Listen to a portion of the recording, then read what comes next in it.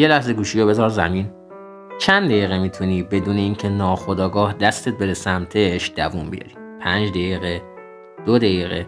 تحقیقات نشون میدن بیشتر آدما حتی 45 ثانیه هم نمیتونن بدون چک کردن گوشی بمونن. و این یعنی ما فقط کاربر گوشی نیستیم، برده دوپامین شدیم، همون ماده‌ای که مغز رو برای پاداش برنامه‌ریزی میکنه. اما این پاداش‌های لحظه‌ای داره تمرکز، خلاقیت و آرامش ذهنمون رو نابود میکنه. بیاین با هم ببینیم واقعا توی مغزمون چه اتفاقی داره میفته وقتی مدام صفحه گوشی رو بالا و پایین میکنیم. درون مغز ما ماده‌ای به نام دوپامین وجود داره، یک انتقال دهنده عصبی که حس لذت و انگیزه رو ایجاد میکنه. هر باری که نوتیفیکیشن جدید میاد، مغز ما یک پالس دوپامین آزاد میکنه. دقیقاً همون سیستمی که برای بقا ساخته شده بود، برای تشویقمون به پیدا کردن غذا، ارتباط یا کشف چیزهای جدید. اما الان چی؟ همین سیستم با طراحی هوشمندانه شبکه‌های اجتماعی داره هک میشه. دانشمندان توی دانشگاه استنفورد نشون دادن هر بار که مغز دوپامین دریافت میکنه، یک پاداش کوچیک ثبت میشه. ولی وقتی این اتفاق بارها و بارها پشت سر هم میفته، مثلا وقتی بی هدف توی اینستاگرام یا تیک تاک میچرخیم، مغز به اون سطح از تحریک عادت میکنه.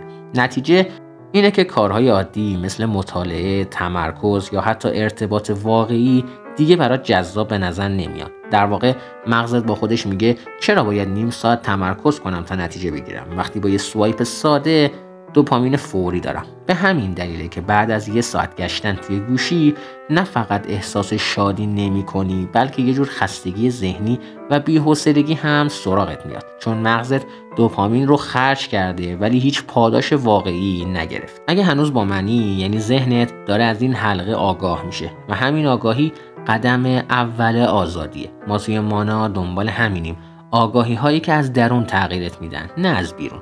اگه تو هم دنبال همینی، کانالمون رو سابسکرایب کن و توی این مسیر همراهمون باش. بریم سراغ راهکارها. 1. قانون دوپامین 0 برای باز تنظیم مغز. 1 بار تو هفته فقط برای چند ساعت هیچ چیز تحریک کننده مصرف نکن. نه موبایل، نه موزیک، نه سریال.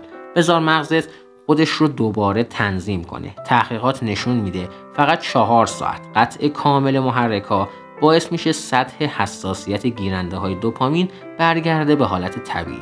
اون موقع چیزای ساده دوباره برات لذت بخش میشن، مثل خوندن یک کتاب یا گوش دادن به صدای بارون.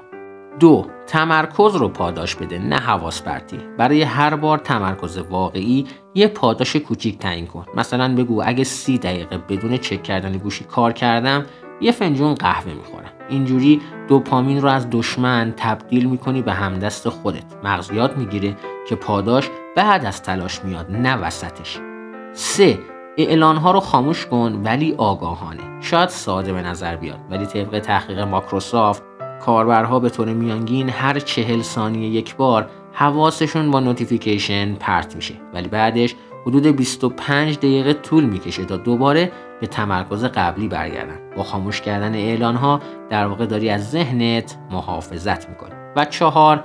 استفاده آگاهانه، نه بی هدف.